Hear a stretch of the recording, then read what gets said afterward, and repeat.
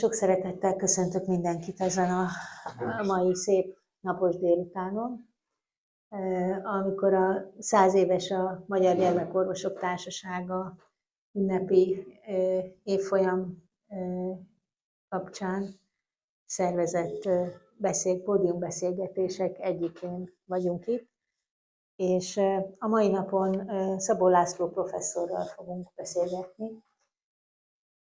Ha szabad, akkor professzor úr, téged hadd szólítsalak Lacinak. Köszönöm szépen. Ahogy szoktunk. Én nagyon készültem, bár mi együtt dolgozunk egy pár éve, és azt gondoltam, hogy sok mindent tudok rólad, de aztán egy kis nyomozás eredményeként kiderült, hogy sokkal több mindent kellene rólad tudnunk, mint amennyit így a mindennapokban, a munkában kiderül. Mindenekelőtt engedjétek meg, hogy bemutassam professzor urat, aki nem csak csecsemős gyermekgyógyász szakorvos, nefrológus, a hipertónia minősített orvosa, egészségügyi menedzser, hanem azért az elmúlt időszakban a Semmelweis Egyetem családorvostani tanszékén is vezető volt több éven keresztül, a miskolci GYEK-nek volt az egyik vezetője, és 2012 óta pedig a Heim Pál Országos Gyerekgyógyászati Intézetben dolgozik, mint professzor. Az összes részletek, az élet részleteibe bele fogunk még azért szerintem csapni a következő 1 órában. Azért még annyit elmondok, hogy számtalan kitüntetés és díj tulajdonosa is vagy, nem csak a miskolciak tüntettek ki kiváló oktató és dolgozó kitüntetéssel, aranyhintaló kitüntetést kaptál a Promenád kiadótól, Batthyány Stratman László díjat, Schöffmérey emlékérmet, Heim Pál emlékérmet, a Semmelweis Egyetem címeres aranypecsétgyűrűjét, és hát számos kitüntetést és elismerést, és hát rengeteg előadás, publikáció az, ami a te nevedhez fűződik, angol és magyar nyelven, tudományos előadások is folyamatosan oktatsz, nem csak orvosokat, hanem hallgatókat, védőnőket is, és nem csak vizelettartási zavarokkal és ugodirámia tárgykörben, hanem általános csecsemő és gyerekgyógyászat tárgykörben. Talán lehet rólad azt mondani, hogy te vagy az igazi gyerekgyógyász professzor a mi szemünkben, aki, hogyha gond van egy gyerekkel, vagy valamit konzultálnunk kellene, akár pulmonológia, akár nefrológia, akár urológia, akár egy általános gyerekgyógyászati kérdésben, akkor tudunk hozzád fordulni. Én azt gondolom, hogy ebből a szempontból elég sokan is ismernek, de az első kérdésem az talán az mégis az lenne, hogy itt hoztál mindenféle tárgyakat, ütött-kopott tárgyat is, és biztos nagy becsben lévő tárgyakat, hogy végül is te hogyan lettél gyerekorvos? Köszönöm szépen a kérdést. Emlékszem, amikor a rezidenseket fölvesszük, akkor mindenki, majdnem mindenki azzal kezdi, hogy kisgyerekkorom óta már így. Hát én pedig úgy kezdtem, hogy én sose akartam gyerekgyógyász lenni. Sőt, megmondom őszintén, hogy még orvos sem akartam lenni. Én alapvetően színész akartam lenni, és filmrendező. Ez a Harpagon itt azért is szerepel, hogy például én mondjuk Harpagont szerettem volna játszani, vagy a Rómeó és Júliából én Merkúciót szerettem volna játszani, mert nekem azok voltak a szimpatikus szerepek. Nagyon sokat szavaltam, középiskolás koromban is irodalmi színpadi tag is voltam, és sorra nyertem szavaló versenyeket. Ugye ez a film miatt mutatja, hogy inkább a filmrendezés, fotózás érdekelt, annyira, hogy én színes mozgófilmeket az otthoni saját laboratóriumba tudtam előhívni, saját kezüleg ilyenekkel foglalkoztam.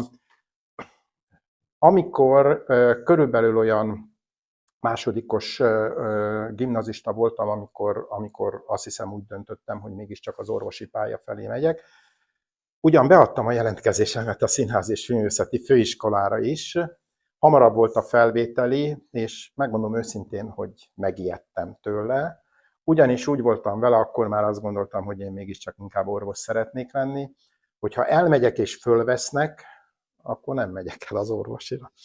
Úgyhogy tulajdonképpen így volt. A másik fő, amit egy kevésbé látják, de egy ilyen kis autó szerepel. A másik elképzelésem, hogy autószerelő leszek. Az autó nagyon érdekelt, és az autóversenyzés is, és tulajdonképpen 17 éves koromtól kezdve én rally versenyző voltam egy pár éven keresztül. Nagyon korán, mert ugyanis 14 éves koromban volt, amikor először vizsgáztam Kresszből, és jó jellemző volt, hogy hazamentem a faluba, és apámtól elkértem a kocsit, beültem, és valami dolgom volt, már nem emlékszem, hogy mi, úgy szürkület volt, és akkor egy útkereszteződésbe kikanyarodott elém egy kocsi, nekem volt elsőbségem, de nagyon messze voltunk még. Hát én rávillogtam, aztán közelebb jött rendőr volt, lehúzta az ablakot, és akkor mondta, hogy ha legközelebb rám villogsz, elveszem a jogosítványodat. Hát én megmondtam, hogy hát sajnos az nincsen. Nem mondtam, azt magamnak mondtam. Úgyhogy tulajdonképpen ezért nagyon korán kezdtem.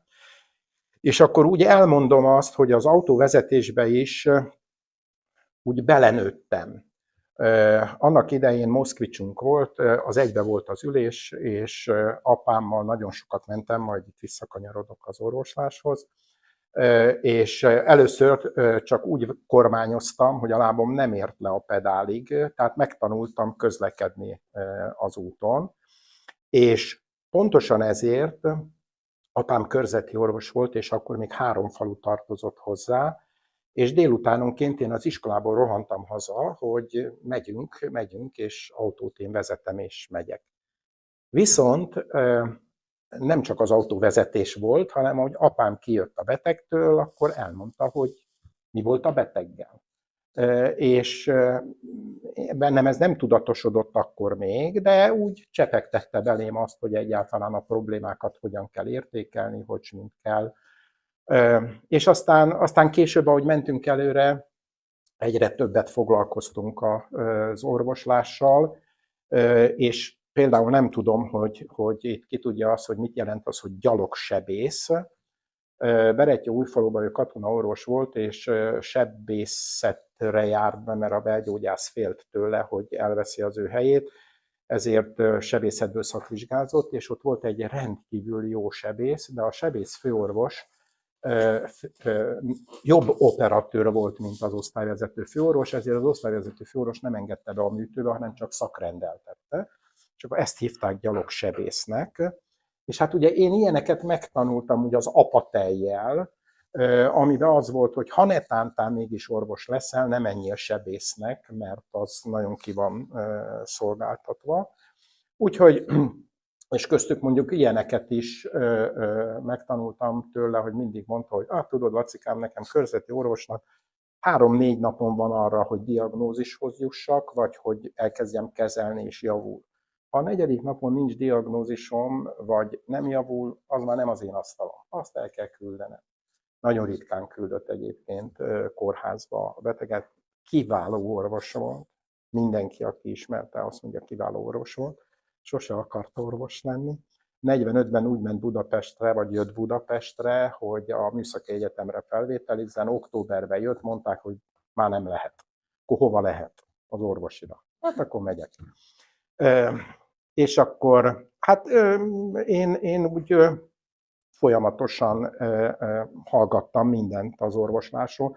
Annyira, hogy például 12 éves koromban, amikor ők elmentek valahova, egy kis faluba laktunk, és egy tömeges ételmérgezés volt, nekem teljesen természetes volt, hogy én ezt le tudom menedzselni, hogy kiket hova kell rakni, aki hányt, az iskolába ment, aki hasmenése volt, az menjen valahova máshova, meg igyanak jó sokat, és aztán hívtam a mentőket, referáltam, hogy mint, úgyhogy mire apámik hazajöttek, addigra mindenki sinen volt, úgyhogy de hogy mondjam, ez csak úgy benne volt a levegőbe, hogy ezt hogyan kell csinálni, és akkor ez a kis fotel azt jelenti, hogy akik ma ismernek, el se hiszik rólam, hogy én egy otthon ülő, nem rohangáló, fotelban olvasgató könyveket, majd a könyvre visszatérek még, ilyen típusú gyerek voltam. Nekem volt egy öcsém, aki sajnos egy motorbalesetben 17 évesen meghalt, ő egy nagyon mozgékony volt, és apámik úgy tervezték, hogy az öcsém legyen orvos, én meg legyek gyógyszerész. Már hogy ilyen csendben ücsörgő ember vagyok. Aztán, hogy menet közben olyan másodikos középiskolás koromban mondtam azt, hogy hát nem volna baj, ha én inkább mégis az orvoslás irányába mennék. Tulajdonképpen így indultam el az orvosi pálya irányába, és aztán már az egyetemen alakult ki. Ugye belém volt csepegtetve, hogy sebészettel ne foglalkozzak, vagy ne is gondolkozzak, tehát valami belgyógyászati típusú dologban gondolkozzak, és úgy, mint általában mindenki, aki mondja, hogy az öregeket kevésbé szerettem, a gyerekeket inkább szerettem, és akkor tulajdonképpen így választottam. Bár majdnem elcsábultam 2 szakmai irányába, egy nagyon kiváló urológus gyakorlatvezetőm volt, és akkor azon nagyon gondolkoztam, hogy ez egy olyan logikus egysége a vese, a húgyutak, hogy talán ebbe érdemes volna menni, de ez csak egy átmeneti idő volt. Illetve Csanda professzor úr volt a neurológus tanárom, és tulajdonképpen a végén volt egy teszt, egy ilyen verseny, amiben az első 10 között voltam, és aztán ő hívott oda, hogy menjek a klinikára, és azt is egy nagyon logikus szakmának gondoltam, de ez csak egy rövid idei elcsábulás volt, és aztán amikor végeztünk, akkor mégis úgy voltam vele, hogy a gyerekgyógyászat irányába megyek. Ez annyira erős volt, hogy Budapesten ajánlottak más állást, mi Pesten éltünk akkor a feleségemmel, és volt is egy kis lakásunk. Ennek ellenére, mivel itt nem kaptam gyerekgyógyászati állást, és Miskolcon akkor indult a gyerekegészségügyi központ, és én Miskolcon jártam középiskolába, tehát egy kicsit hazamentem, és akkor így lett a gyerekgyógyászat, aminek azt gondolom, hogy egy kiváló iskola volt, egy nagy megyei kórház. Velkei László professzor úr azt gondolom, hogy korát nagyon-nagyon meghaladta azzal, ahogyan fölépítette azt a gyerekegészségügyi központot. Tehát amellett, hogy minden osztály, 4 gyerek belosztály volt, minden osztálynak volt egy területe a városból és a megyéből, tehát az általános gyerekgyógyászi problémák a területi illetékesség szerint jöttek, és minden osztálynak volt valami specifikuma, és hát az élet úgy hozta, hogy én ugyan az onkohematológián kezdtem, Velkei László professzor úrnál, 6 havonta forogtunk, és akkor a második forgásnál átforogtam a nefrológiára, ahol Visi Ágnes főorvosnő, aki Amerikában töltött 1 évet felnőtt nefrológiai osztályon, és úgy jött haza, és hát egy teljesen nyugati, korszerű szemléletet hozott. Mi nagyon egymásra hangolódtunk, és ő osztotta be a forgórendszert. Nem fogtok meglepődni, én utána már nem nagyon forogtam.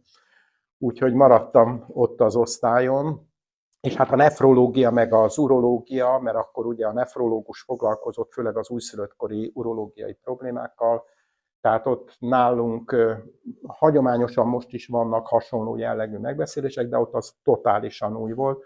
Urológus konzíliumnak hívtuk, a radiológiai osztályon volt, jött a neonatológus, hozta az újszülött esetet, amit utána a radiológus elmondta, hogy ő mit talált, mint üregrendszeri tágulata volt, utána elmondta az urológus, hogy ő hogy látja, mint látja a dolgot, és utána a nefrológus is. Tehát itt tulajdonképpen egymást tanítottuk, tehát olyasmiket tanultam meg, emlékszem nefrológiából, szakvizsgáztam, illetve gyakorlaton voltam a Margit Kórház nefrológiai osztályán, és ott a nagy viziten elhangzott, hogy PL műtétje volt a felnőttnek valamikor gyerekkorában. Ki tudja, hogy ez mi csoda, és hát ugye én mondtam neki rögtön, hogy ez egy politánó ledbletter műtét, mert hát tulajdonképpen ez teljesen természetes volt, és itt megint azt mondom, hogy nem kellett nagyon sokat tanulnom, ezt megint csak úgy csepegtették belénk, hogy tényleg nagyon megtanuljuk ezt a szakmát. Abban az időben aztán te már ott Miskolcon adjunktussá is váltál, és levelező aspiráns is lettél, ugye az akadémiának, a levelező aspiránsa lettél, de elkezdtél menni külföldre. Te a székből kiszálló ember, végigjártad az egész világot szinte, tehát Cleveland, Kanada, London, Londonban többször is jártál urodinámiás kurzusokon, és sok időt is eltöltöttél. Jó volt külföldön? Jó volt, és sokat tanultam, de köztük azt is megtanultam, hogy nem csináljuk rosszul mi. Tehát például úgy voltam az urodinamikával, még egy mondatot azért hozzáteszek az urodinamikához, kell, hogy jó főnöke legyen az embernek. Tehát aki egy kicsikét messzebbre lát. Visi Ági, dializáltuk a meningokélés veseelégtelen gyerekeket. És akkor azt mondta 78-ban nekem, hogy elég kéne menni a dolognak, ennek mind hólyag működési zavara van, és emiatt megy tönkre a veséje. És akkor mondta, hogy hát Katona professzor úr ott a Schwab-hegyen csinál ilyen urodinamikai vizsgálatokat, hogy foglalkozik ezekkel a gyerekekkel, és akkor én 78-ban fölmentem hozzá, és akkor láttam életemben először ilyen urodinamikát. Hát teljesen el voltam varázsolva tőle, de nagyon primitív volt, és nekünk akkor vettünk egy Metripond hódmezővásárhelyi mérleggyár által készített urodinamikai eszközt, aki ismeri, egy Wolf lopott német urodinamikai eszköznek volt a koppintása. Ez egy egycsatornás eszköz volt, és hát rengeteget barkácsoltam vele, de ennek megfelelően, mivel mindent saját kezűleg csináltam, hát úgy láttam, hogy mi a probléma vele. És akkor elmentem Torontóba, ott egy Bernard Churchill nevezetű kolléga volt, aki nagy fejezeteket írt a gyerekurodinamikáról, urológus volt, és akkor szuper készülékkel, és akkor elkezdték a vizsgálatokat, és azt láttam a szuper készülékkel, hogy ugyanazok a problémái, mint nekem az egy csatornással. Tehát amikor valami úgy nem adott szép eredményt, akkor ugyanúgy variáltak, tehát semmivel nem voltak jobbak a szuper készülékkel, mint az egycsatornás készülékkel. Hát ez csak egy momentuma ennek. Hát aztán utána a világ sok részén, igen, tehát nagyon, tehát főleg nefrológiából, a Great Ormond Street Children's Hospitalben, ott tényleg olyan a Michael Dillon, Gyuri esetleg ismeri, hát ez egy kiváló ember volt egyébként, a angliai királyi gyerekorvos társaságnak az elnöke is volt később. Aztán egyszer úgy találkoztunk itthon Magyarországon, Budapesten, hogy az angol gyerekorvos társaság itt tartott egy vezetőségi ülést, és vendégül láttuk őket, és akkor megint újra összefutottunk. Hát ők azért nagyon, nagyon ügyesen és nagyon jól csinálták, sokat lehetett tanulni tőlük. De hát akkoriban más szubspecialitás is elkezdett így növekedni a gyerekgyógyászaton belül, így ahogy mondod. És a nefrológia az egyik ilyen vezető növekmény volt talán, ami viszonylag korán eszmélt, és ahogy így érzékelem, azért te is és a többiek, akik érdeklődtek ez iránt, a szakma iránt, megtaláltátok külföldön azokat a helyeket, ahol ki tudtatok tekinteni, hogy máshogyan csinálja, haza tudtatok hozni tudást és egyebet. Egymásra is találtatok itthon aztán szakemberként? Tehát ti tudtatok már abban az időben is egymással így szakmailag kommunikálni? Sőt, én azt kell mondanom, hogy ez a csapat nagyon jó barátság alakult ki. Mondjuk én tudatosan úgy csináltam, hogy amikor nefrológiából szakvizsgáztam, bár nem volt kötelező, de minden gyerek nefrológiai osztályra elmentem, és eltöltöttem 1-2 hetet. Tehát részben azért, hogy a kollégákkal megismerjük egymást, akik ott dolgoznak ebben, és hát azt gondolom, hogy igen, szoros barátságok alakultak ki. Most nem mesélem el, de eszembe jut az, hogy Rajz Gyurival Londonban voltunk a világkongresszuson, és a jövőről beszéltünk, hogy korban ki hol tart, és hogy smink, és most ebben nem megyek bele. De igen, tehát jó kapcsolatok alakultak ki, tehát a debreceniekkel is, budapestiekkel értelemszerűen, de ugyanúgy a pécsi csapattal, úgyhogy meg tulajdonképpen úgy volt, ez Visi Ági ötlete volt, de aztán, hogy Miltényi professzor úrral közösen hogyan, egyik évben Miskolcon volt gyereknefrológiai továbbképzés, az egy ilyen péntek-szombat volt, a péntek este az mindig fontos volt ebből a szempontból, a következő évben pedig az egyes gyerekklinika szervezte ugyanezt a továbbképzést, tehát nem csak azok, akik nagy nefrológiai osztályon dolgoztak, vagy osztályon dolgoztak, hanem akik, bocsánat, így akartam mondani, hogy csak, de nem, tehát hogy járóbeteg rendelésben dolgoztak nefrológusként, vagy nefrológiai jártassággal, ők is rendszeresen részt vettek ezeken a rendezvényeken, és bocsánat, meg közben Krisztinát is onnan ismertem, hogy tehát a Heimpálból a régiek azok Cirber Zsuzsával kezdődött még az elején, akikkel együtt voltunk. Igen. Molnár Erika, Gondos Erikával Éva, abszolút. Meyhelbeck Krisztina. Erikával még nem csak úgy volt, Erikával együtt szakvizsgáztunk gyerekgyógyászatból, de ő akkor már patológus szakorvos volt, mert a Vese szövettanát ő csinálta, és aztán tulajdonképpen a nefrológiát vezette is a Heimpálban. Igen, hát most ugye ne térjünk ki erre nagyon, de én dolgoztam velük hosszú évekig, és zseniálisak voltak mindannyian, és ők hárman egy egészen különleges csapatot alkottak ott a Heimpálban is. Erika mindenhez értett, csak a kávéfőzőkhöz nem, az rendszeresen felrobbant a kezébe, de tényleg egy nagyon, nagyon emberileg is és szakmailag is egy nagyon kiváló csapat volt.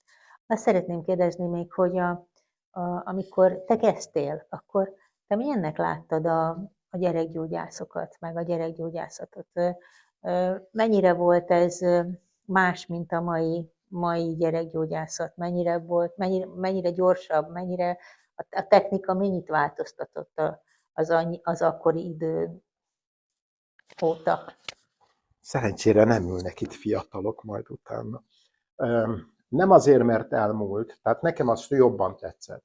Nekem az jobban tetszett, amikor sokkal többet gondolkoztunk az eseteken, és nem volt olyan, hogy nagy viziten gyorsan megnézzük az up-to-date-et, hogy mit ír erről a dologról. Hozzátéve, hogy nagyon fontos persze az up-to-date-nek az ismerete, de én azt gondolom, hogy ez ahhoz kell, hogy még egy adat abba az információba, ami alapján tudjunk dönteni.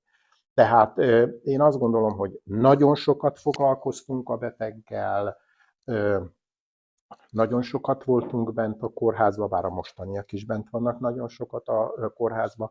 Nem pörgött annyira a szakma, bár hozzáteszem azt, hogy pont a gyereknefrológia nem csak abban, bármiben rengeteget fejlődött azóta, az 1970-es évek második felétől kezdve látva. Tehát például a gyereknefrológiába mi abba az irányba mentünk, hogy dialízist csináljunk, peritoneális dialízis, utána hemodialízist. Aztán végül eljutottunk oda, hogy nem volt rá szükség. Be kellett zárnunk, mert tulajdonképpen hemodialízis szempontjából országosan talán egy központ is elegendő, mert jobbak voltunk a diagnosztikában és a terápiában, Tehát kevesebb gyerek jutott el a veseelégtelenségig, akár még a neurogén hólyagú gyerekek nagy része is annak idején a 80-90%-át, aki spina bifidával született, az dializáltuk gyerekkorban. Később ma már azt hiszem, hogy jó, kevesebben is születnek, de később úgy volt, hogy gyerekkorban nem kerültek művese kezelésre, mert annyira jól tudtuk kezelni, megelőzni. Például csak ilyen, hogy intermitáló katéterezés vezettek be az állandó katéter helyett, amire sokszor volt úgy, hogy indikáltuk az intermitáló katéterezést, tehát hogy napi 5-ször katéterezem, mintha pisilne, és akkor a házi orvos visszaírt, vagy az anyuka mondta, hogy hát azt mondta a házi orvos, hogy megöljük a gyereket azzal, hogy naponta 5-ször megkatéterezzük, de ez alapvetően megváltoztatta a hosszabb távú kimenetelét ezeknek a betegeknek. Tehát amikor még én kezdtem, akkor engem például megtanítottak hólyagpunkcióra, és ott ez rendszeres dolog volt, hogy ezt ott csinálni kellett. Igen. Tehát én úgy gondolom, hogy nagyon sok minden azzal, hogy a technika változott körülöttünk, könnyebbé is vált talán. Abban igazat adok neked, hogy felgyorsult a világ. Talán nincsen több beteg gyerek, vagy több beteg gyerek van? Nem hiszem, hogy több van. Nem hiszem. Tehát olyan, hogy olyan nagy mértékben emelkedett volna a betegek száma, nem hiszem. Talán nincsen több beteg bizonyos betegségcsoportokban, mert mondjuk vannak a gasztroenterológusok között, akik azt mondják, hogy ő nekik igen. De talán így a te ágadban nincsen több beteg, sokkal több beteg, viszont gyorsabban diagnosztizálunk, gyorsabban kezelünk, és profibbak az eszközeink, és lehet, hogy ez a gyorsulás oka is. Lehet az is, hogy felfedezünk olyan eseteket is, amiket korábban nem ismertünk föl? Tehát, vagy Biztos, gondolod, tehát hogy a diagnosztikánk, a gondolataink is azért változtak, vagy összehasonlítva azt mondom, hogy Miskolcon az egy gyerekosztály, az 80 ágyas volt, és gyakorlatilag azt mondom, hogy nem tele volt, de 60-70-80%-ban kihasznált volt, de ablakon nézték a szülők a gyerekeket. Bori is emlékszik, annak idején együtt kezdtünk ott. Tehát más volt ma, tehát úgy is felgyorsult a dolog, hogy nem tartjuk olyan hosszú ideig bent, inkább törekszünk arra, hogy járóbetegként vizsgáljuk ki. De ez nem csak a gyerekekre vonatkozik, tehát a többi szakmára is ugyanez vonatkozik, hogy a fekvőbeteg igény az valójában csökken, és ezért ebben benne van az, hogy gyorsabban kell diagnózist fölállítanunk, elkezdeni a kezelést, és hát értékelnünk is az eredményességet viszonylag gyorsabban kell. Igen, de a tudományos életben már akkor is azért nagyon aktívan benne voltatok. Tehát hoztál is itt egy kis füzetet. Igen, meglepő módon elkezdtem keresni, igen. És ez 1992-ben a Magyar Kutató Gyermekorvosok Országos Tudományos Ülése volt, és hát ugye meglepő módon, de most még olyat is fogok. Súlyog Endre volt akkor a társaság elnöke, és a Szegedi Akadémiai Bizottságon rendezték, a megnyitót Pintér Sándor és Gyurkovics Kálmán, illetve Boda Domokos volt, de ilyen fiatal előadók voltak, ugye, mint Arató András, vagy Gárdos László, vagy Békefi Dezső is volt. Ugye muszáj megemlítenem, hogy Dezsőt pár napja elveszítettük, és 82 évesen meghalt. Úgyhogy, vagy Kovács Gábor is, mint fiatal perifériás IGF-rezisztencia urémiás patkányban című előadást. Na, szóval igen, tehát tulajdonképpen a tudományos része is, bár hozzáteszem azt, hogy Visi főorvosnő azt mondta nekem, amikor, hogy hát abból ez az urodinámiával mégis azért egy kicsit tudományos szinten is fogok foglalkozni, akkor menjek át az urológus főorvoshoz, nem mondom most a nevét, mert mégiscsak ez egy urológiai téma, hogy legalább tudjon róla, vagy segítsen, bólincson rá. És akkor átmentem, és mondtam, hogy urodinamikával szeretnék én foglalkozni. Azt mondta, ennél nagyobb marhaságot én még soha nem hallottam. Hát, megyek vissza, mondom Visi főorvosnőnek, hogy mit mondott a főorvosról, azt mondja, hogy szuper. Ez szuper. Tudomásul vette, hogy foglalkozol vele, innentől kezdve ő nem fog beleszólni ebbe a dologba. Úgyhogy. Annyit szólt aztán, ugye, mivel tényleg urológiai téma, hogy 1996-ban Párizsban volt az Európai Urológus Társaságnak a kongresszusa, és én ott kaptam egy Thesis Award kitüntetést. A gyerekkori urodinamikai vizsgálatoknak az eredményeit mutattam be. Most olyasmiről fogok beszélni, amiről nagyon akartam, de mégis mondom. Csináltam egy olyan vizsgálatot, hogy normál paramétereket, tehát vizelet áramlási vizsgálatokkal, és a felnőtteknek akkor egy ausztrál kollega készített, és Liverpoolban csinálta ezeket a vizsgálatokat, és ő Liverpool nomogramoknak nevezte el, és akkor ennek mintájára Miskolc nomogramoknak nevezte el ezt a dolgot, és akkor nagyon régóta vagyok a Nemzetközi Kontinencia Társaságnak a tagja, nagyon hosszú ideig egyedüli magyarként, és aztán 1997-ben megalakult a Nemzetközi Gyermekkontinencia Társaság, és annak én alapító tagja vagyok, és annak az elnöke egy továbbképzésen Aarhusba, Dániába. Úgy történt, hogy megtartotta az előadást, én hallgattam, kijött a szünetre, szivarozott egy kicsikét, majd letette a szivarját, bementünk következő előadásra. Véletlenül úgy jöttünk ki, hogy ugyanoda álltunk, és akkor felvette azt a csikket, amit ott volt, és akkor mondta, hogy tudod, ez az enyém, nem másé, ez az enyém volt.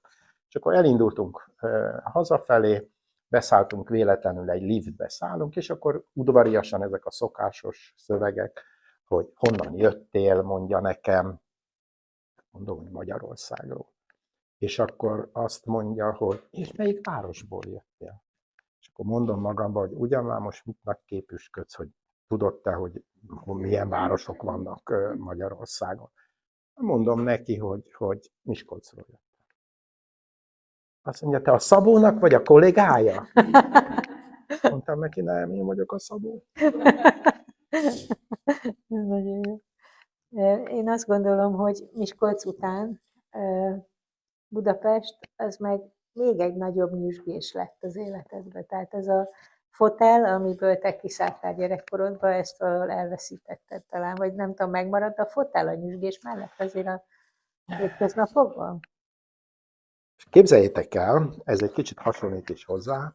Igen, megvan az a fotelom egyébként, de az 100 éves az a fotel, mint a Gyerekorvostársaság. A dédszüleimtől örököltük a család, de én kisgyerekkoromban, vagy általános iskolás koromban a Szabó László nagyapámmal éltünk együtt, és mi mindig úgy tanultunk, ő nagyon hamar elveszítette a látását, és valójában neki 2 általánosa volt, és jól beszélt oroszul, a kedvemért megtanult angolul, mert ugyan látni nem látott, de a BBC rádióval este hallgatva angol nyelveckéket, azért, hogy tudjon velem foglalkozni, és tehát együtt tanultunk, és 2 ilyen fotelunk volt, ő az egyikbe ült kényelmesen és szivarozott, én meg a másikba feküdtem, mert a lábam itt volt fönt, és a fejem itt volt lent, és tulajdonképpen ebben a pózban tanultam, és arra is ő tanított meg, amikor mondtam matematikából, hogy nagyapa, én ezt nem értem. Akkor azt mondja, akkor meséld el, hogy meddig érted, és akkor meséld el azt, hogy mit is nem értesz. És mire megmagyaráztam neki, hogy mit nem értek, addigra megértettem, hogy miről volt szó. Ezeket a fotelokat megőriztük. Az egyik fotel a mi hálószobánkban áll, a másik a nagylányomnak, aki ezt a kis plastikát is csinálta, az ő hálószobájában van. Úgyhogy ma is használjuk, és ma is beleülök, de alig nagyon hetente, nagyon kevés időre, mert inkább rohanok, szaladok, és akkor ez. Felvetted ezt a ritmust, ezt a nagy pörgést, és az a mi látásunk, így ahogy mi dolgozunk veled, hogy hát azért fiatalokat megszédítő sebességgel tudsz közlekedni, meg gondolkodni, meg ügyeket intézni, tehát ez a mindenütt ott vagy, ahol kell. Ezt hogy lehet csinálni? Hogy ennyi fiatal vesz körül, te vagy most a Hánypál Országos Gyerekgyógyászati Intézet oktatási igazgatója. Tehát az összes 173 rezidensnek a minden bajával tisztában vagy, mindenki felé egy kicsit atyai kezet nyújtasz, tudományosan, szakmailag gyógyítasz, osztályon vagy, hogy lehet ezt a pörgést bírni a mai világban neked? Szerencsés vagyok abból a szempontból, hogy most a gének szempontjából úgy örököltem, hogy apám is ugyanígy volt vele, és a lányaim is ugyanígy vannak vele.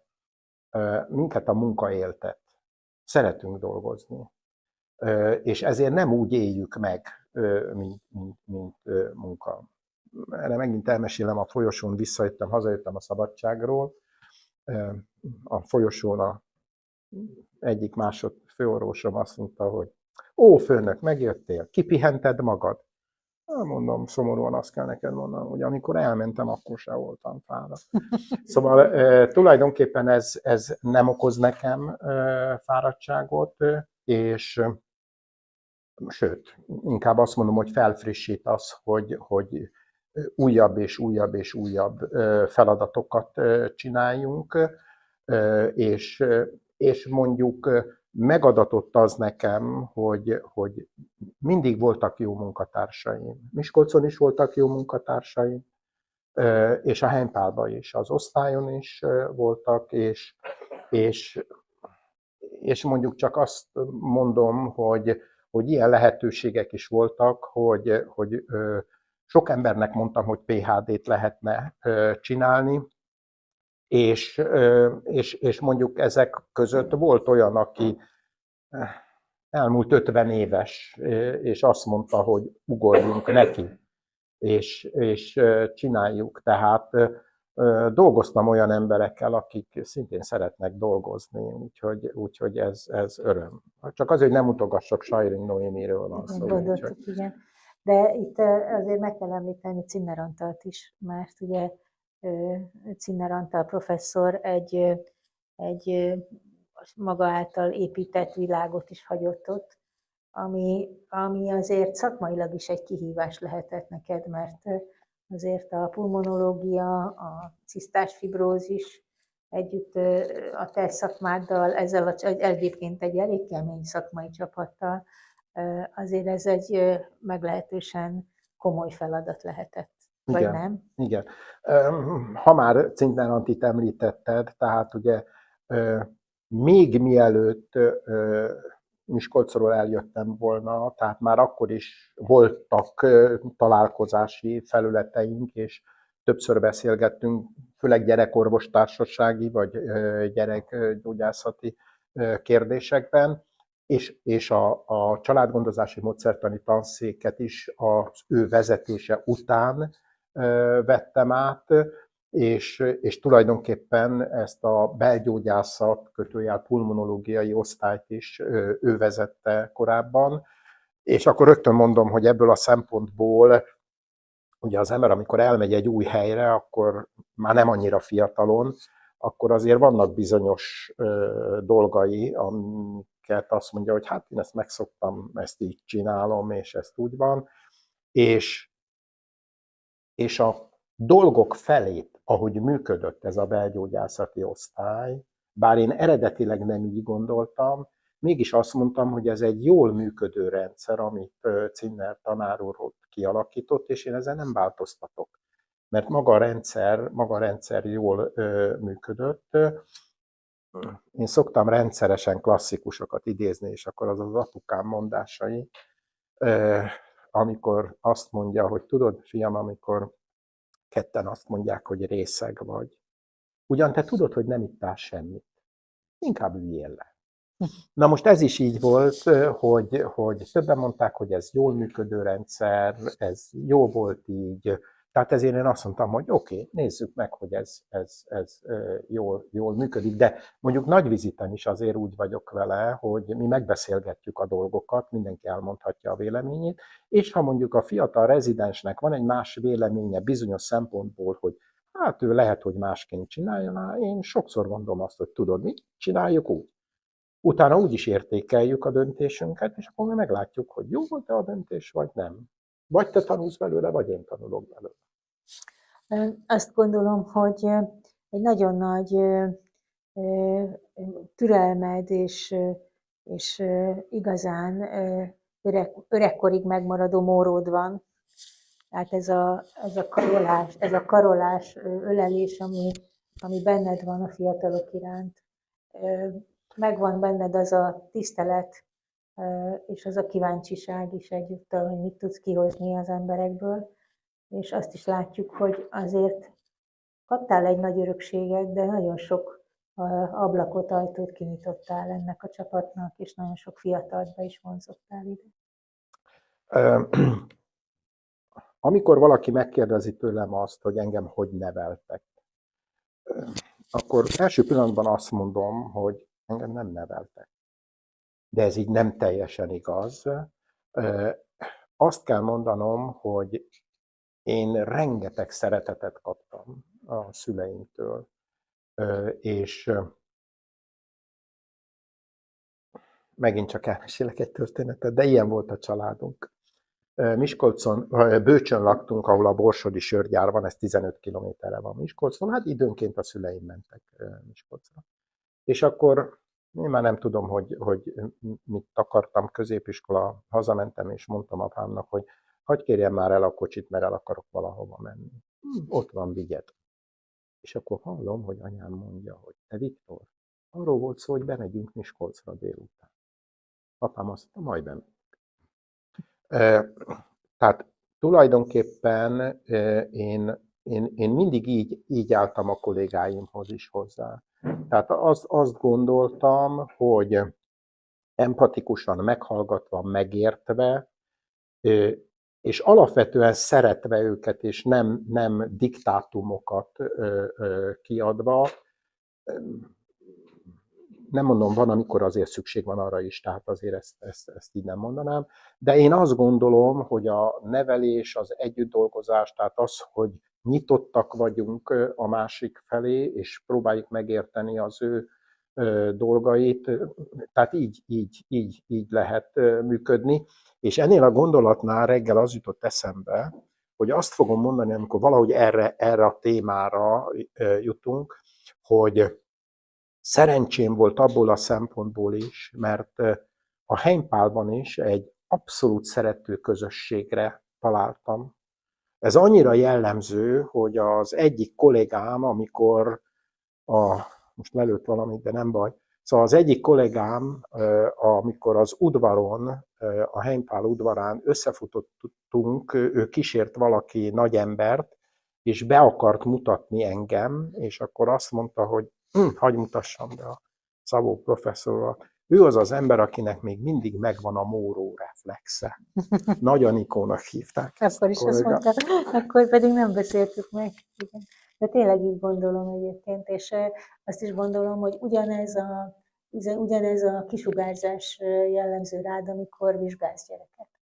Tehát egy végtelen türelem, benne van egyfajta játékosság, láttalak már elégszer vizsgálni gyereket, és egyfajta kommunikáció készség a gyerekkel.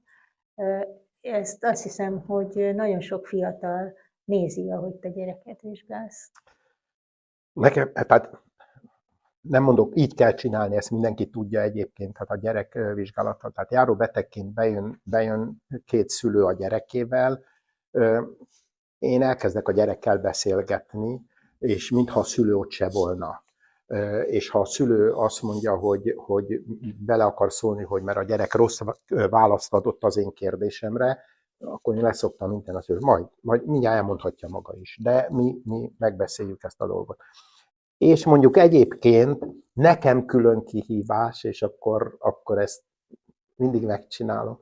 Ha sírva jön be a gyerek, és elbújik az anyja mögé, és azt mondja, hogy szóba se akar velem állni. Mindig úgy megy el, hogy pacsizunk, és azt mondja, majd jövök máskor is. Hát ez egy kicsit több energiát igényel, de meg lehet csinálni. Meg lehet csinálni, és azt gondolom, hogy egy gyerekgyógyásznak ez kell. És akkor még elmesélek valamit ezzel, hogy a gyerekgyógyászat. Ugye azt mondtam, hogy sose akartam gyerekgyógyász lenni, de utána, onnantól kezdve, hogy én a gyerekgyógyászattal elkezdtem foglalkozni, azt gondolom, hogy az egész életemet erre adtam, azt akartam mondani, hogy áldoztam föl, de az egy negatív szó, és egyáltalán nem negatív. De jól mutatja azt, mivel ugye én abban a kisfaluban nőttem fel, ahol apám volt a körzeti orvos, tehát teljesen természetes volt, hogy ő kezel bennünket. Tehát ezért nekem teljesen természetes volt, hogy én a saját gyerekeimet is kezelem. Aztán a Miskolci Gyerekközpontban majdnem az összes kolléga gyerekét is én kezeltem, mert úgymond 2 lépést tudtam hátrébb lépni, és nem annyira elfogultnak lenni, hogy annyira sajnáljam a gyereket, hogy azokat a dolgokat, amiket meg kell csinálni, azokat ne tegyem meg. Az egyik legnagyobb, jól jellemzi ezt a dolgot, az, ami köszönet a számomra. Miskolcról eljöttem Budapestre egy továbbképzésre, ahogy kitettem a lábamat, a gyerekeim rögtön betegek voltak, tehát az már biztos, hogy így volt. És megkértem az egyik intenzíven dolgozó kolléganőmet, most oda néztem, de nem Bori volt az, hanem csak az egyik munkatársa, hogy ha baj van, nézzem már rá a gyerekeimre. Hát már hétfőn szólt a feleségemnek, hogy gyere már, nézd már meg, mert lázas a gyerek. Volt egy tüszös mandulatgyulladása, és akkor kapott egy tablettát, nem akarom nagyon elhúzni. Szerdán a feleségem azt mondta, hogy figyelj, gyere haza, ez a gyerek 3 napja lázas. És ugye akkor még ilyet adtunk, hogy retardilin injekció muszkosan, és akkor hasra fektettem, megnéztem, tüszös mandulatgyulladása volt, hasra fektettem, belevágtam a tűt a fenekébe, és akkor a hason fekvő lányom hátrafordult, és azt mondta, tudtam, hogy hazajössz meggyógyítani. Jaj. Jaj. Erről egyébként az jutott eszembe, hogy most ugye 100 éves a társaság, és a 100 évvel ezelőtti gyerekgyógyászok Magyarországon azért nagyon komoly és kemény harcokat vívtak a fertőzésekkel szemben. Ugye ott a csecsemőhalálozás is igen magas volt, 1000 gyerekből 300 gyerek meghalt. És nem volt antibiotikum, és a védőoltások is ugye akkor indultak a 20-as években, hogy minden kornak megvannak a saját nehézségei. És hogyha te így végig gondolsz arra, amit tanultál, meg amiket olvastál, gondolom régiekről, amit megéltél, és most látod a fiatalokat, azért egy elég szép ívet be tudsz te is így gondolni. De hogyan látod ezt a gyerekgyógyászatot, hogy mennyivel nehezebbek a mai harcaink, mint a 100 évvel ezelőtti harcok voltak? Vagy mennyivel másak? Inkább másak. Tehát az, hogy nehéznek gondoljam, most azt mondom, hogy a 70-es, 80-as években Miskolcon, Borsodban, Észak-Magyarországon a roma gyerekek extrém betegségei, meg halálozása, meg intrauterin halálozása volt a fő probléma. Tehát azt is, és próbáltunk mindent megtenni ennek érdekében. Hát ugye az, hogy az infekciók, és nem volt ennyi antibiotikum, ez abszolút igaz volt. Most viszont azt kell mondanom, hogy persze sokkal jobbak vagyunk, ha ez a Covid nem jött volna, akkor már azt mondanám, hogy szinte nincs is infektológiai problémánk, de hát ugye ez nagyon megzavarta. Sőt, most az infektológia szempontjából, hát egyrészt kinyílt a világ, tehát itt afrikai infektológiai betegségek is megjelentek, most a szamárköhögésről nem is beszélve, ugye itt a környező oltási vagy egyéb problémák miatt. Tehát azt mondom, hogy most egy kicsikét a 100 év elteltével, tehát ha 80 évnél néztük volna meg, akkor azt mondtam volna, hogy hú, de nagyon szép ívbe mentünk, bizonyos dolgokat el lehetett felejteni. most viszont az, hogy visszaköszönnek azok a dolgok, a rossz szociális körülmények között élők, jó, itt a menekültek egy része, nem is gondoltam, hogy annyi külföldi él Magyarországon, az osztályunknak a 30%-a nem magyar állampolgárból adódik a Igen, ezért gyerekeknek. kérdezem, mert ugye hastifusszal is találkozunk meg. Igen. Mostanában egy újabb vészhelyzettel, hogy rengeteg a tájog, és olyan tájogok, amik szokatlanok. Tehát ezért kérdeztem a harcot, hogy azt gondolhatnánk, én is így éreztem, hogy könnyebb lett a helyzetünk, és mindig jönnek olyan új kihívások azért talán, amik. Hát most, ha semmi más, csak most azt mondom, hogy csecsemőkori stroke, amiről annak idején hát nem is hallottunk egyáltalán, tehát az egy öregkor betegsége volt. Tehát most meg csecsemőkori stroke. De ugyanakkor azt mondom, hogy ugye említetted a pulmonológiát, a cisztás fibrózist, a cisztás fibrózisban viszont ezek az új gyógyszerek úgy megváltoztatták a kimenetelét, hogy ugye korábban azon kellett gondolkozni, hogy tüdőtranszplantáció irányába vezettük a gyerekeinket, most pedig ugye felnőtt osztály nyílt a pulmonológián azért, mert hogy ezek a gyerekek sokkal, de sokkal jobb állapotban vannak. Tehát azért vannak egyértelmű javulása is, de mondjuk az infektológiai rész az egy picit visszaesett és visszaköszön. Fontos neked az, hogy a fiatalok, akik körülvesznek, azok folyamatosan frissítsék úgy a tudásukat, hogy esetleg lehet, hogy tudnak olyat, amit te nem tudsz. Mennyire gondolod azt, hogy Ez egy fontos dolog. Tehát erősíteni kell? én azt gondolom, hogy igenis a fiataloknak nem csak azt kell megtanulni, amit mi megtanultunk, hanem minden új dolgot meg kell tanulnia. Én erre példaként azt mondom, ugye, hogy konzíliumba küldöm, és hát ugye igen, finoman akarok fogalmazni, hogy véletlenül se mondjak egy. Na mindegy, szóval a lényeg az, hogy amikor Budapest irányába küldtem nefrológiai konzíliumot, akkor mindig Rajz Gyurinál kötött ki az én konzíliumom, és úgy volt. De tehát én mindig a betegeimnek is azt mondtam, ha láttam, hogy egy picit bizonytalankodik, akkor azt mondtam, hogy figyeljen, nyugodtan kérdezzünk meg valaki mást. És én nagyon szívesen elmondom, hogy kik vannak, akik úgymond elsőszámú szakemberek abban a szakmában, Debrecenben, Budapesten, és még segítek is, hogy eljusson hozzá, mert mindig azt mondtam, és ezt én így is érzem ma is, én nem tudok mindent. És ha valahogy elláttam egy beteget, és elküldöm konzíliumba, és ha a konziliárus megerősíti azt, amit én mondtam, akkor a beteg megnyugszik, és én is megnyugszom, hogy jól csináltam. Ha viszont a konziliárus mond olyat, amit én nem tudtam, a beteg jár jobban. És nekem a beteg a legfontosabb, tehát tulajdonképpen egyáltalán semmi rossz érzésem nincs belőle, és most megint klasszikusokat idézek, apám mindig azt mondta, hogy tudod, tehát egyrészt ő soha nem úgy küldte el, hogy fájt a hasa, akkor elküldte a sebészhez, a belgyógyászhoz, a proktológus, nem, ő csak egy helyre küldte el, részletesen leírta a kérdéseit, és azt mondta, hogy amit a kolléga fog válaszolni, abból én tanulok, és legközelebb már ez is az én tudásom lesz.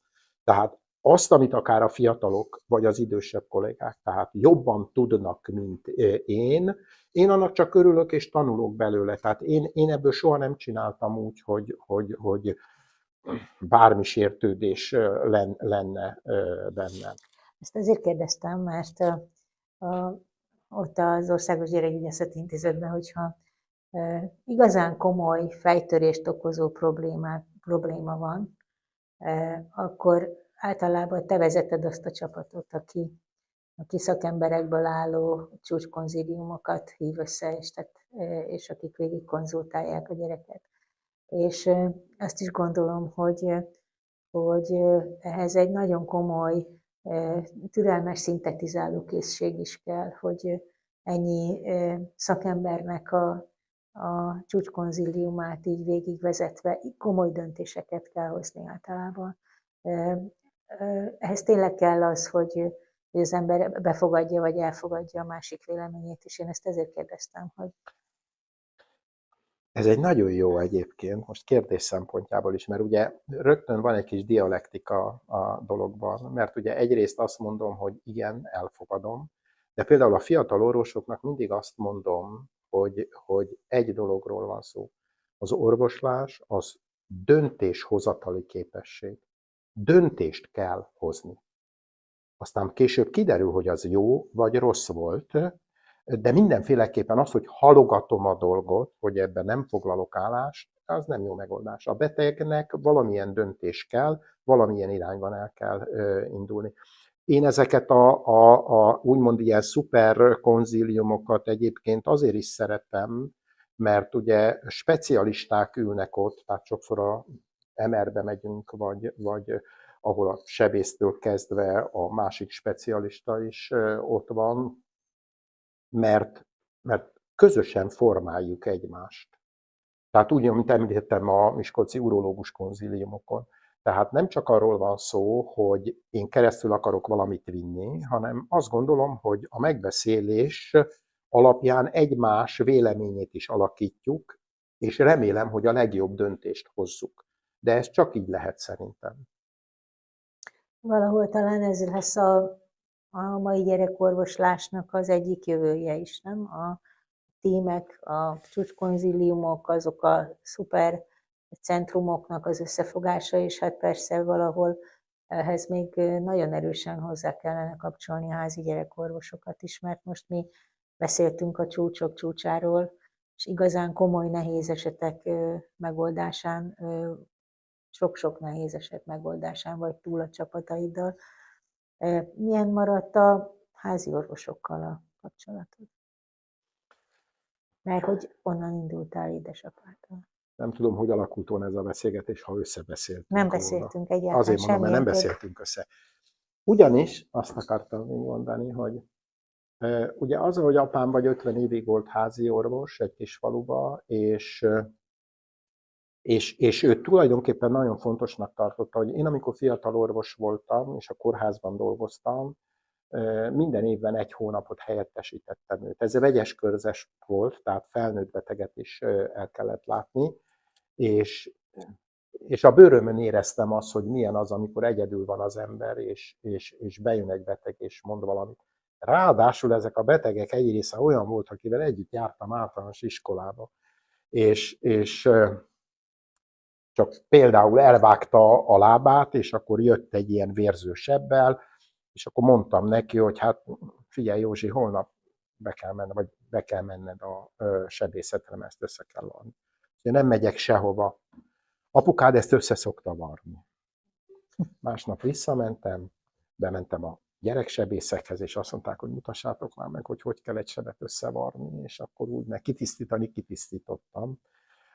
És tulajdonképpen, tehát hogy az alapellátásban mennyire lehet megoldani a feladatokat. Nem meséltem még neked, de én tudok fogat húzni, mert nekem kötelező volt, mert apám fogászkodott is, tehát tulajdonképpen ezért én rendszeresen húztam fogat, mert ez hozzátartozik az orvos munkájához.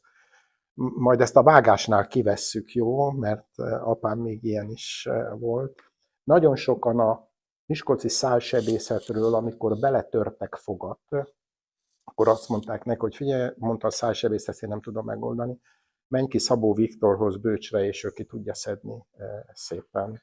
És akkor apukám erre mindig azt mondta, hogy tudod, kisfiam, ez egy olyan dolog, és kacsintott egyet, nem erősen kell, hanem finoman mozgatni kell, és akkor szépen ki fog jönni.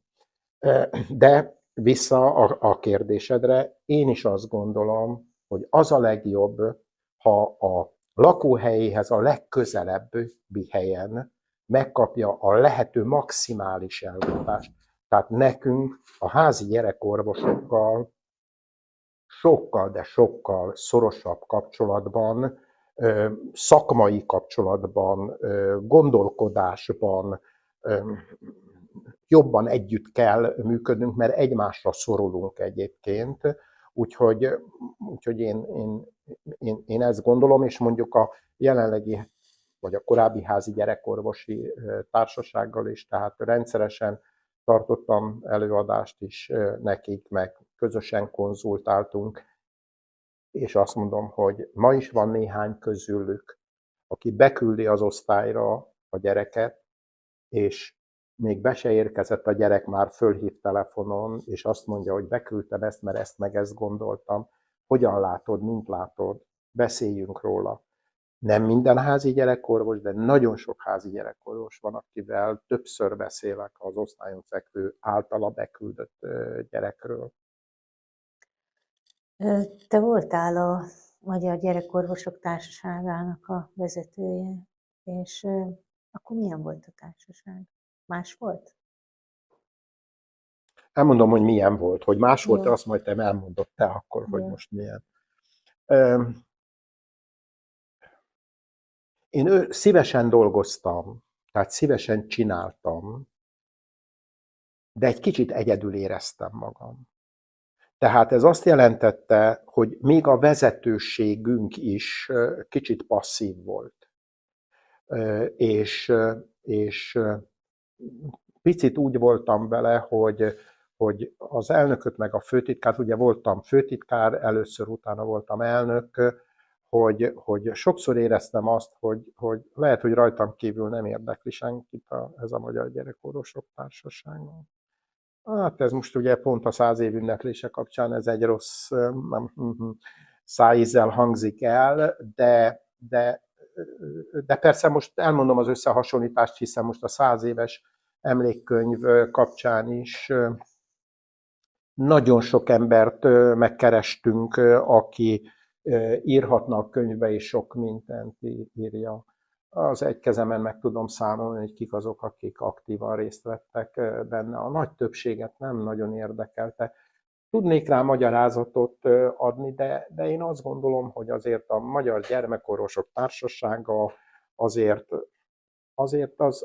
az nem egy ilyen bármilyen kis társadalmi szövetség, vagy hát ez egy nagyon fontosnak gondolom, és főleg úgy, hogy 3000 gyerekorvos, vagy 3500 gyerekorvos van az országban, a legnagyobb társaság vagyunk, vagy lehetnénk, a legnagyobb erőt képviselhetnénk. Nem voltam, nagyon örömmel csináltam, rengeteget utaztam, rengeteget dolgoztam vele, ma is ugyanígy csinálnám egyébként, de egy kicsikét volt keserű szájízem.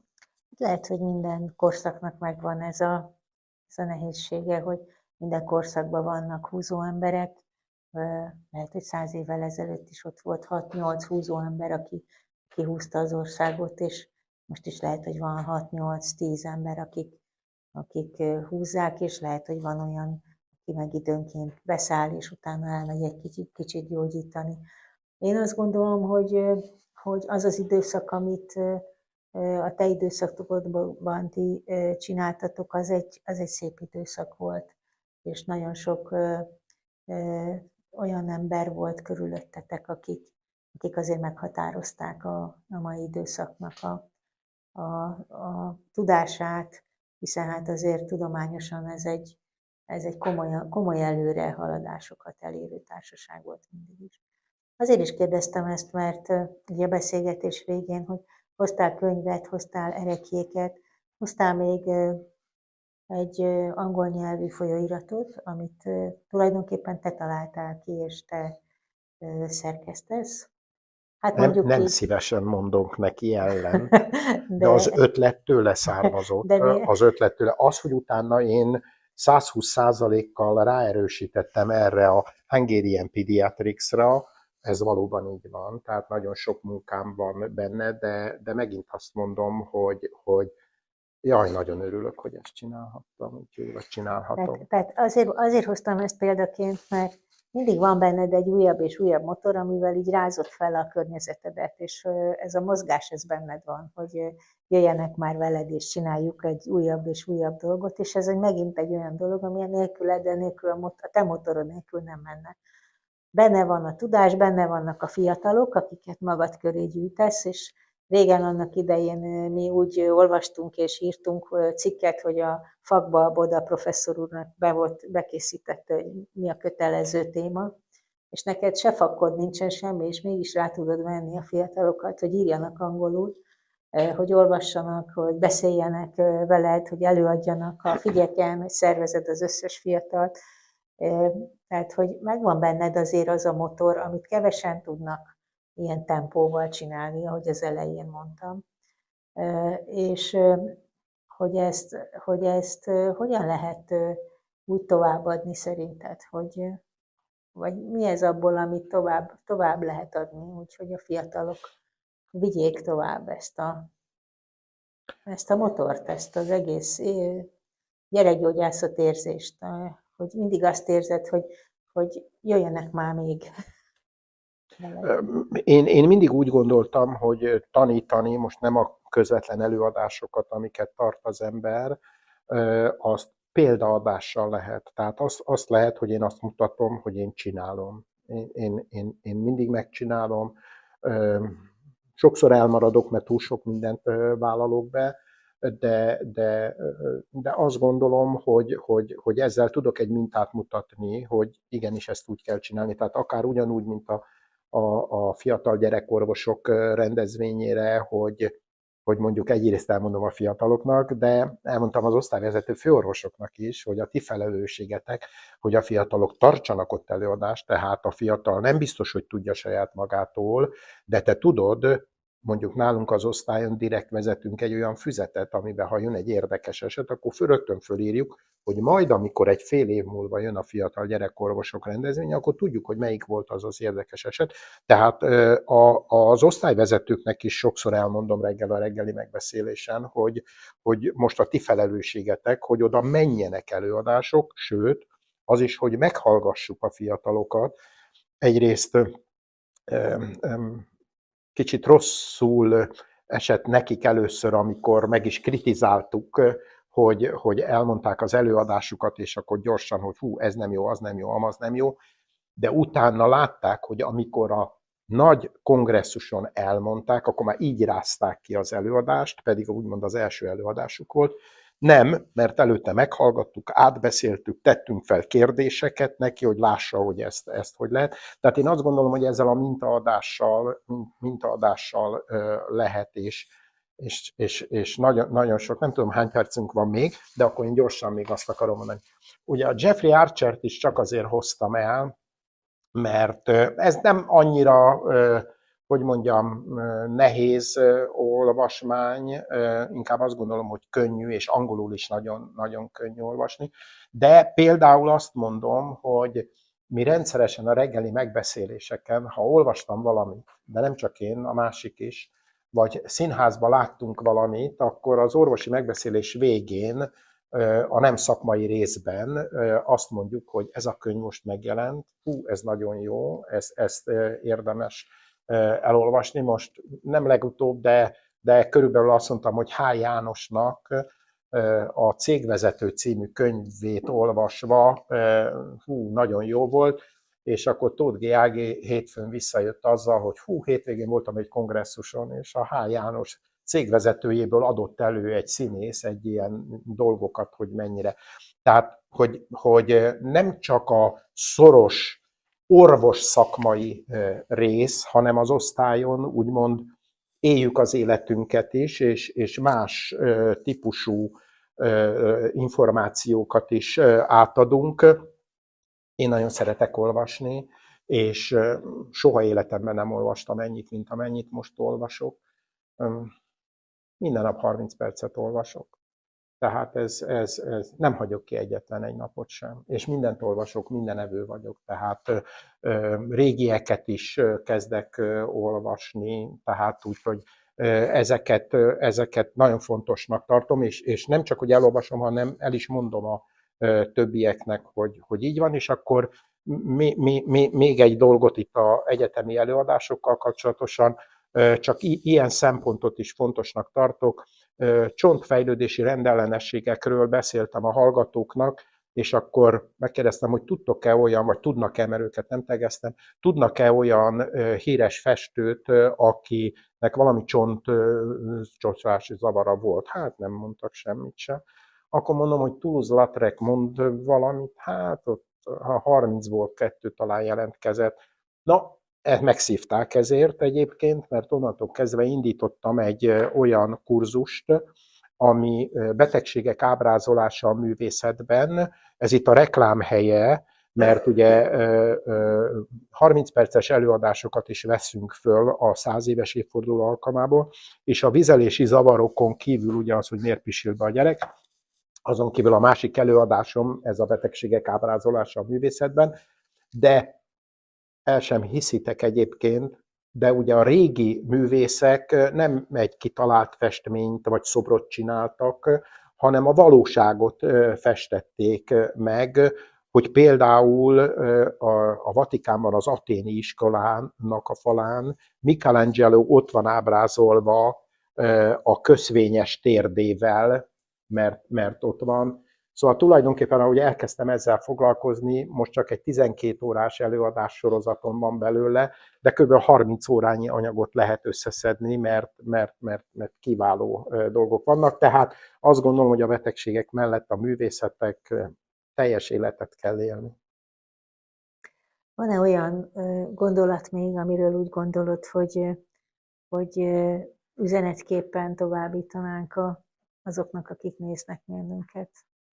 Részben említettem is már, tehát én azt gondolom, hogy szeretni kell a gyereket, de nem gátlástalanul, tehát úgy kell, hogy ebbe benne legyen az irányítás is, tehát az, hogy akár egy betegség kapcsán is, hogy bizonyos dolgokat meg kell csinálni, de alapvetően azt gondolom, hogy a fő irányító eszménk az empátia és a szeretet legyen.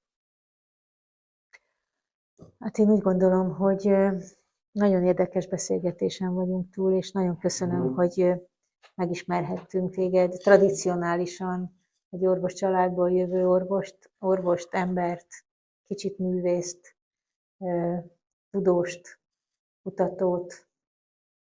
Én azt remélem, hogy nagyon sokat tudsz még adni a fiataloknak tovább, és hát nekünk is persze.